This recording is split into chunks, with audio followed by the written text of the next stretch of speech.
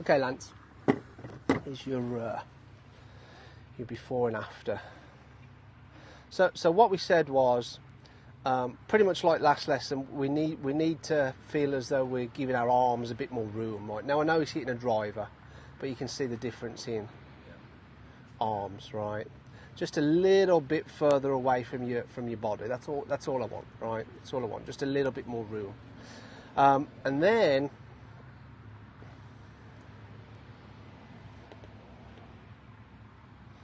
With regards to what we're working on, okay, hands moving inward nicely, right? It's a light wrist cock, and then you kind of load it at the top, which I don't mind, right?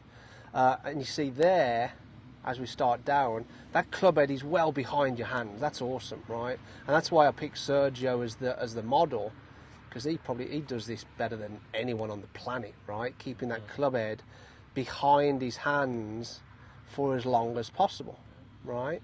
For as long as possible.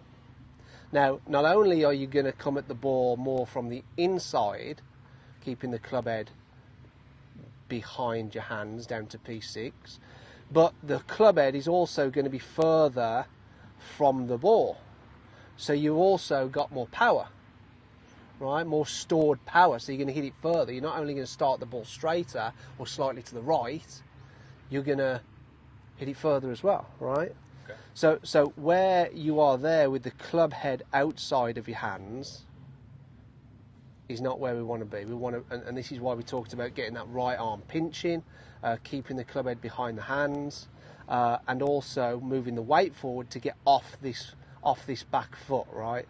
So you can see how you come across the ball, swinging left, and staying on that back foot, like through impact. That foot is planted, right? I couldn't quite get the body track working.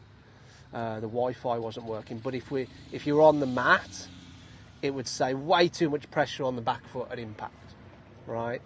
So that's just the way the hips moving more forward towards the target, right? So what we did was, just looking at it from this angle,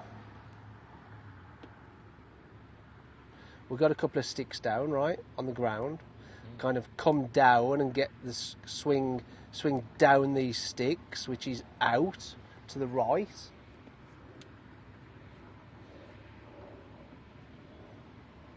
Yeah, it's a little bit better. There you go.